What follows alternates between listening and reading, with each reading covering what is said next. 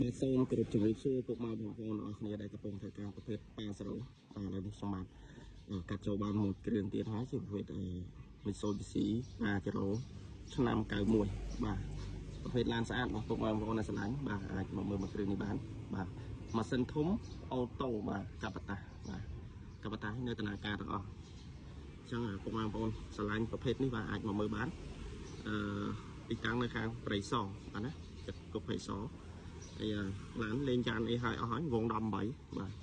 យ៉ាន់វង18គឺក្នុងអីស្អាតបាទមានបាត់ UV តទឹកអីរួចរាល់អស់ហើយបាទចេញបងប្អូនមើលមកជុំសិន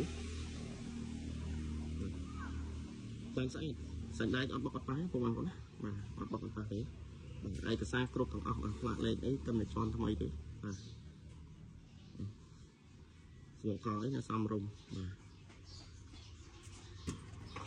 ចេញបងប្អូនមើលខាងក្នុងស្អាតបាទហើយពណ៌ស្លែ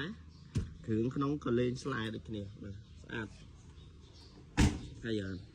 ពណ៌វាគឺឡាយពណ៌ស្លែលាយអានេះពណ៌ស៊ីម៉ង់បាទចេញបងប្អូនមើលឡាននេះមានទូទុះមកគ្រាប់ដែរណាទូទុះ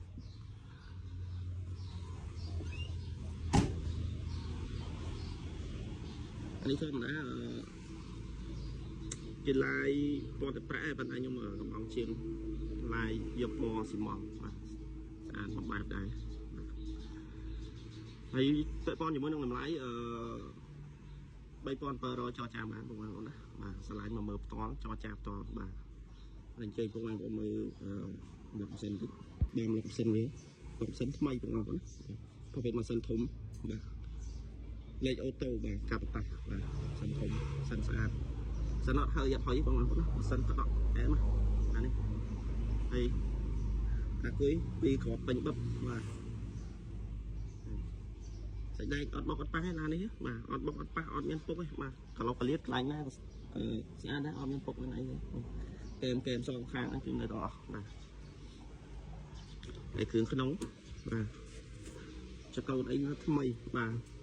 ជាងទ្វារជាងអីនៅស្អាតបាទព្រិលសិនជាព្រិលអីក៏មានបាក់បែកអីទេបាទនៅស្អាតទាំងអស់បាទស្អាតទាំងអស់ហើយមានទូទុះមួយគ្រាប់ដែរ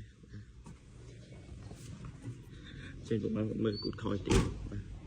ហើយបាទឆ្លៀតមើលបាទតិចហើយបាទថ្មី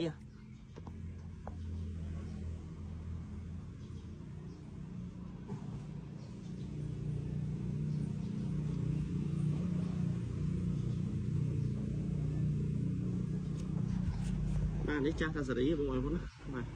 ហើយបានអីអស់តោះហើយបាននេះគូតខ້ອຍអី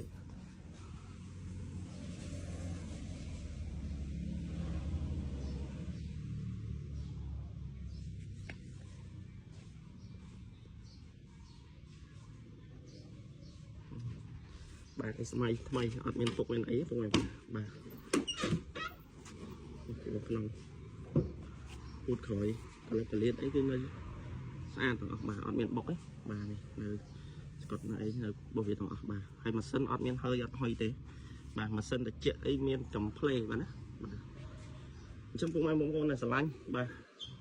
ជើញមកមើលមកគ្រឿងនេះបានបាទតម្លៃ